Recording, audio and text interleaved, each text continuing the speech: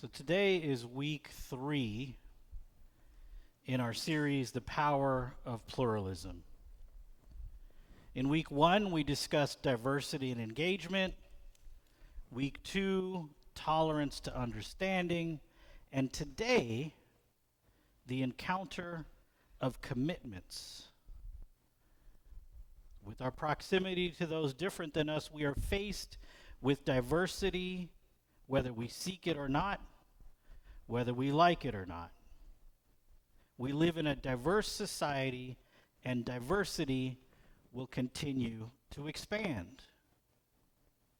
Some try to undo diversity by clustering together with like-minded people. Some even relocate to different parts of the state or different parts of the country to be with people more like me. Well, too bad, so sad. Diversity is a given.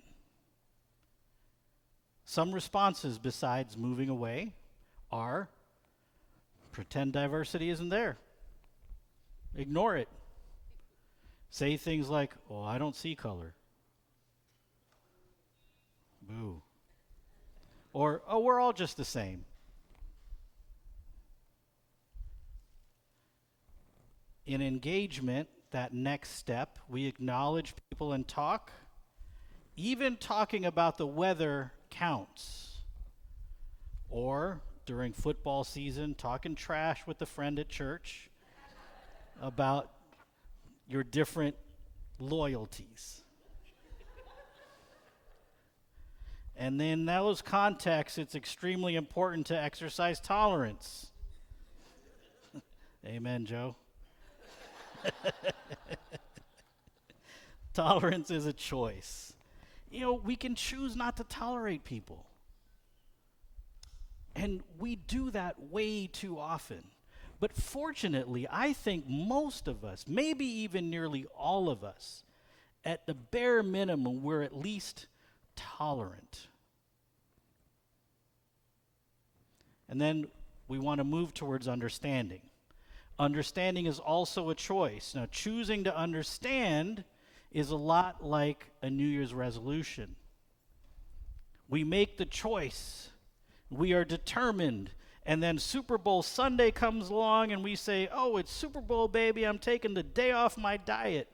And you never return to it. So much for New Year's resolutions. Understanding requires time, energy, persistence, vulnerability, and learning. And just because you try, even if you try really hard, it does not guarantee that understanding will be achieved. That doesn't mean you get to give up. It doesn't mean you get to revert and move to intolerance. Understanding is a tough undertaking. And understanding is key to progress and co-flourishing. And the third pillar in this series of The Power of Pluralism, in Diana Eck's words, pluralism is not relativism, but the encounter of commitments. The new paradigm of pluralism does not require us to leave our identities and our commitments behind, for pluralism is the encounter of commitments. It means holding our deepest differences. Again, it means holding our deepest differences, even our religious or political differences, not in isolation, but in relationship to one another.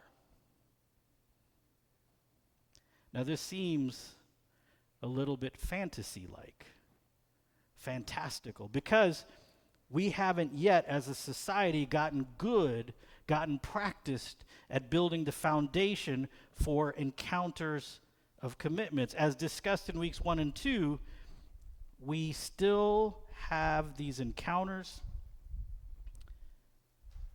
whether we've gotten good at it or not. Encounters of commitments happen all around us. A familiar setting, for many of us Parksiders, is a march, a protest, or a rally. And whoever is holding the rally, when we show up for our cause, there's usually some counter-protesters, right? So in that setting, you have an encounter of commitments. However, the two sides usually aren't well practiced at working towards understanding.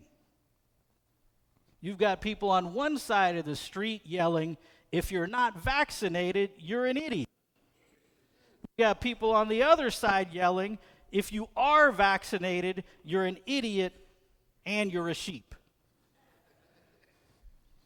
You know, we at Parkside, we have a very strong practice of having strong and committed showings at the women's marches that happen here at the Capitol building, something I'm very proud to have been a part of in the past. And at the last one that I was at, with many of you, there was a Christian group at a corner with a megaphone. The man using the megaphone, and it was only a man, even though there were several women around that were part of his group. The man conveyed his commitments over and over again. His commitments were oppositional to my commitments.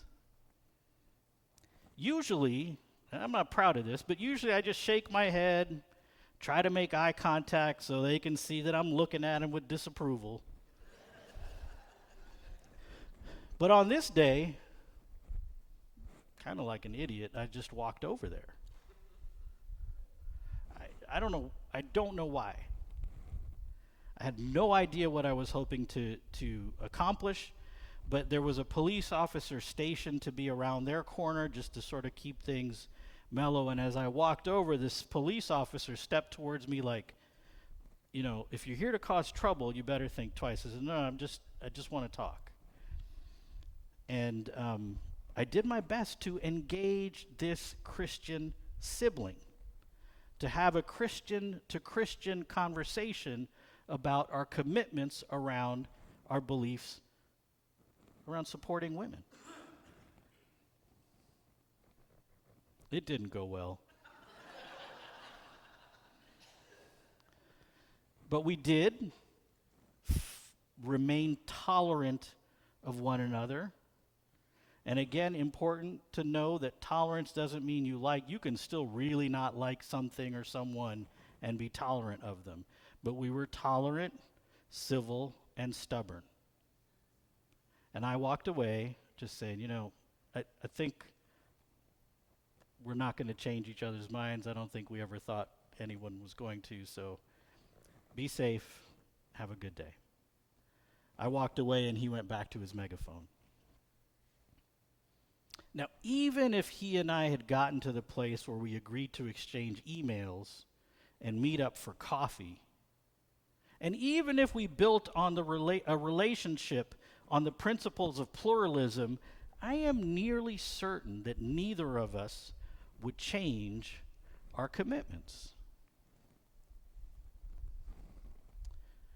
But Dr. X's guidance clearly tells us, here's the part where she really gets under my skin, tells us that conversion, convincing the other that I'm right, is not the point. Oof. How's a progressive supposed to do that? The new paradigm of pluralism does not require us to leave our identities and our commitments behind. For pluralism is the encounter of commitments. That means the others aren't supposed to leave their commitments behind. It means holding our deepest differences, even our religious and political differences, not in isolation, but in relationship to one another. Ooh. Now, for many of us who have been steeped in activism on the progressive end of things, We have all come to understand that aligning ourselves, even in friendly conversation with people who think that some are less than, in a way is validating them just by association. Well, Dr. Eck is challenging us on that. Now, there's a picture. Did you get this picture? Okay. Maybe I forgot to email it to you. Sorry. But the one example that came to mind of this encounter of commitments, where the people are very different, is Ruth Bader Ginsburg and Antonin Scalia. I don't know, how many of you here are like Supreme Court junkies? You know, okay, that's good. Me too. And I cannot think of anything that Antonin Scalia has ever said that I've been like, yeah, right on, brother. Not one thing. And just about everything that RBG says, it's like, right on, sister. And these two were really good friends. I mean, really good friends. They vacationed together. From the Pacific Legal Foundation, it says this about their relationship. The pair became fast friends, bonding over a shared love of opera, good food, and wine, and their childhoods in New York.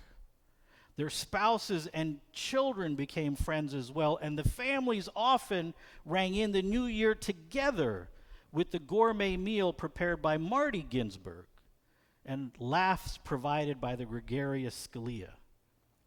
They remained close after Scalia's appointment to the Supreme Court in 1986, and then Ginsburg joined him in 1993. Scalia once remarked of Ginsburg, "What's not to like?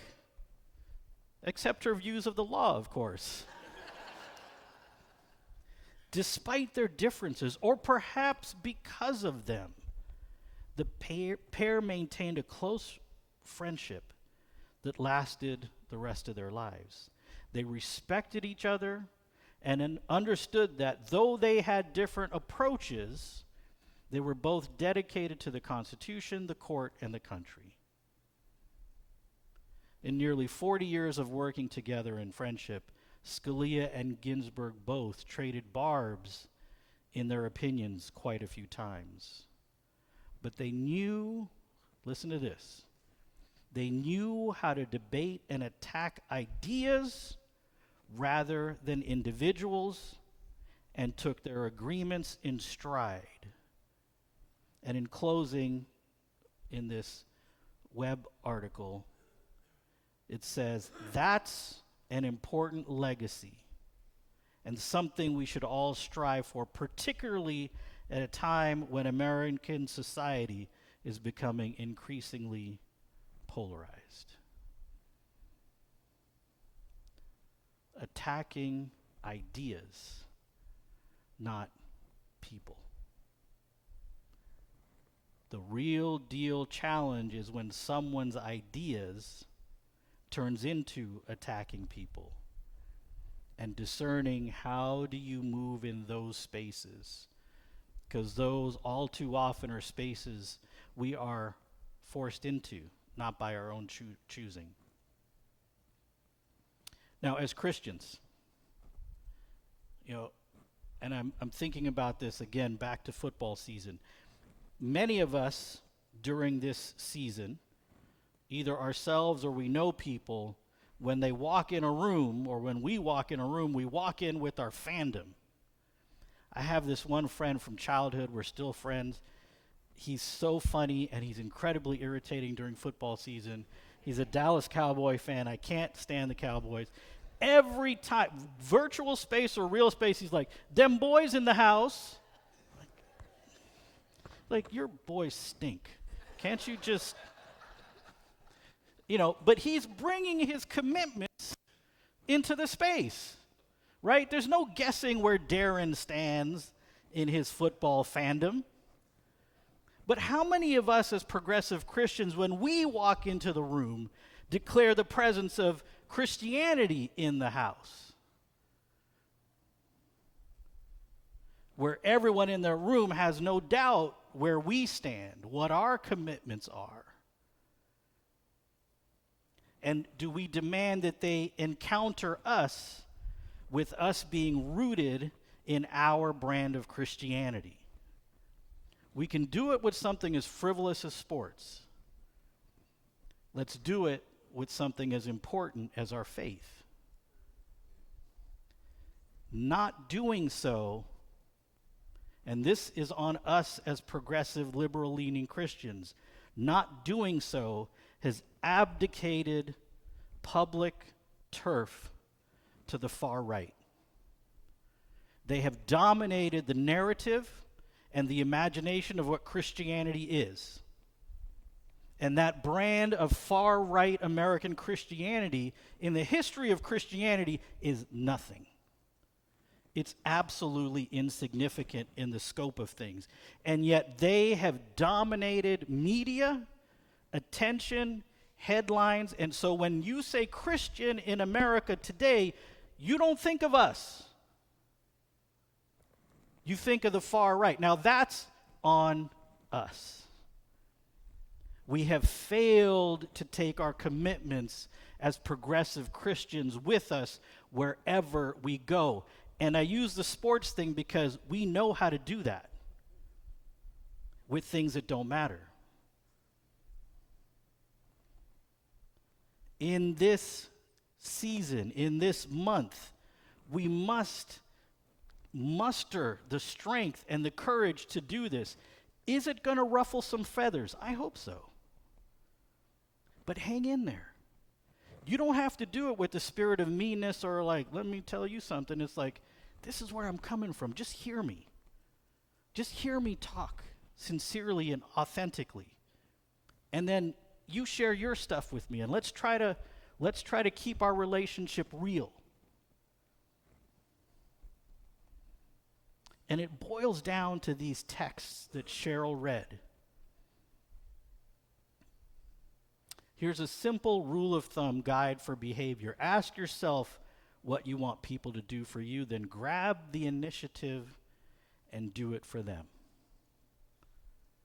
The time for passivity is long gone. Loving God with all passion and intelligence and energy, and loving others like you love yourself is the goal. My commitments must encounter your commitments. And through these encounters, friendships, authentic friendships, not necessarily agreement, but authentic relationship is built and can offer us a way forward. Amen.